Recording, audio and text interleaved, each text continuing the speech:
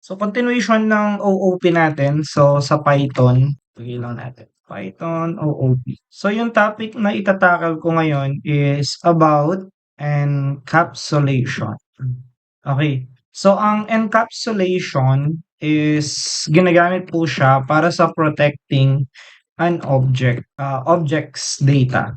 And so, i-tackle natin yung encapsulations kung paano siya ina-apply sa Python natin. So first, since OOP yung gagawin natin, we need yung class natin or yung magiging blueprint.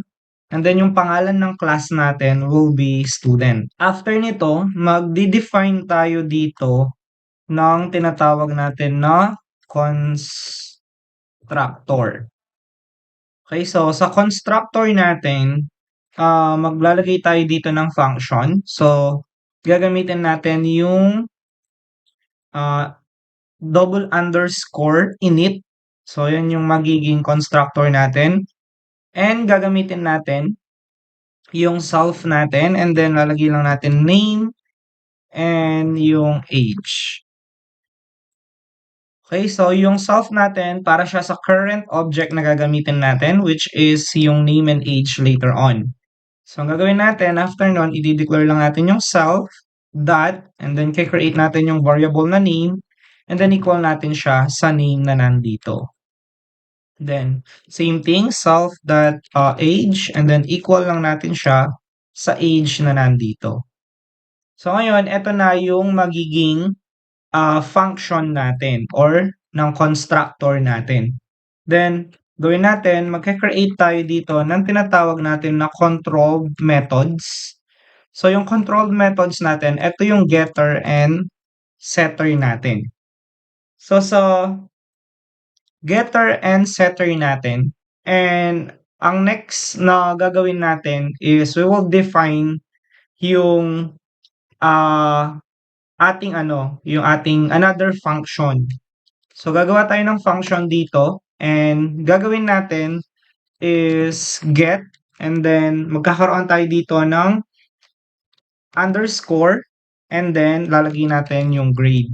So, ito ngayon yung magiging function natin. So, tatawagin natin siyang get grade and then ilalagay natin dito yung self natin. Okay?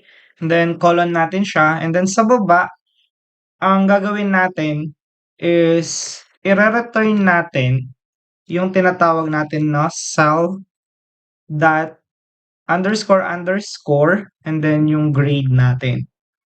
Okay? So, ang double underscore natin, ang ibig sabihin lang yan, ini-indicate lang natin na yung grade natin is intended siya to be private. So, ibig sabihin, hindi siya agad na a-access yung variable na ito. So, tinatawag natin siyang name mangled. Yun. So, pero yung double underscore na ito, it doesn't guarantee na private talaga yung magiging variable natin. So, hindi it doesn't guarantee yung full security barrier ng mismong data natin. Okay? So, eto kasi yung magiging getter natin. Okay, so after nun, ang next na gagawin natin is isa-set ngayon natin yung another function natin. So, eto naman yung tatawagin nating setter.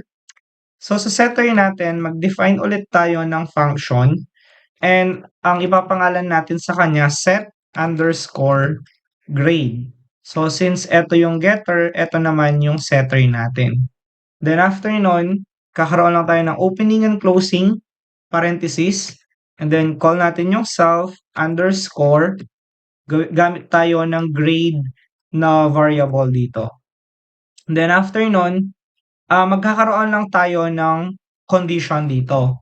So let's say sabihin natin if yung grade natin ay greater than equal siya sa 0 and yung grade natin is less than equal siya sa 100. Then colon. Then after nun, ko-call out natin yung self dot underscore underscore tapos i-declare natin yung grade natin.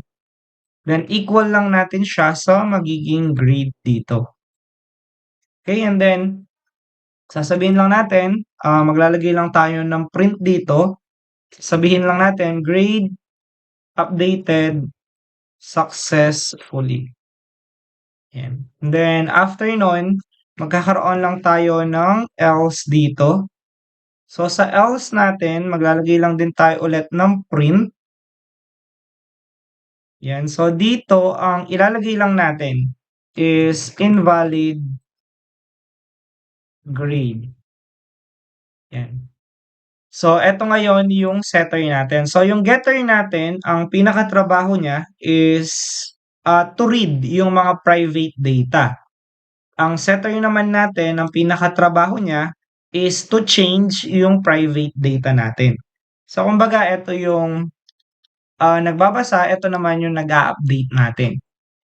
Okay? So after nun, ang gagawin natin sa baba is magke-create tayo dito ng object na gagamitin natin para sa student records natin. So ang object natin dito, tatawagin natin siyang student1, then equal natin siya sa student class natin. So kukunin niyo yan and then ipi-paste niyo siya dito. Then opening and closing parenthesis and then quotation.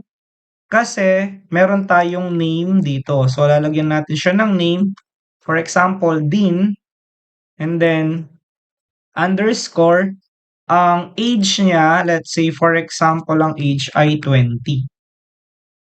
And then after nun, so ito na yung creation of object natin. Dito naman meron tayong access name. So i-access natin yung name. So ang gagawin natin is magpe-print lang tayo. And then after nun, gagawin natin double quotation and then de-declare lang natin yung grade, colon, and then sa labas magkakama ka lang. Ang gamit ko pong language ay Python po siya. So after nun, comma, then we will call yung object natin na student1 and then that kukunin natin yung get grade natin. Okay? Or name pala to, yan. Yan. So after nun, palitan muna natin ng name ito. So again, accessing of names tayo dito. Dito naman, ang gagawin natin is get natin yung private grade. Kasi yung grade yung pinrivate natin. Asan na yun? Ito siya. Ito. So, ang gagawin natin ngayon sa baba, magkakaroon tayo ng print. Paste ko na lang siya dito. Papalitan ko ng grade.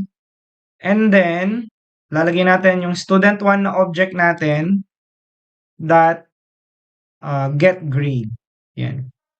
Then after nun, dito naman sa baba yung update grade natin. So for update, ang gagawin lang natin, yung object natin na student1, ito yon yung kinreate natin. And then, ang gagawin natin, dot, kukunin lang natin si set grade. Okay? So si set grade ay lalagyan lang natin siya na opening and closing. Let's say for example, sabihin natin dito ay 21. So palitan pala natin itong age, gawin natin siyang grade. So grade, yan. So after nun, ay meron na tayo ditong display, updated grade. So sa display natin for printing, copy and paste.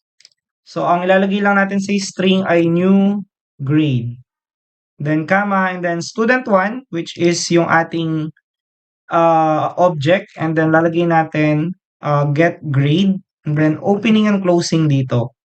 Then dito rin sa get grade lalagyan natin siya ng opening and closing. Okay, so after nun, I think we're all set para sa encapsulations natin. So run natin. So, meron tayong error dito, yung print grade natin. So, line 31. So, let's check. So, dito. Ay, eto pala, sorry. So, double underscore and then grade. Tapos, check natin siya ulit. Yun. So, meron tayong name din, ang grade niya ay 20 and then yung grade niya updated successfully, new grade is 21.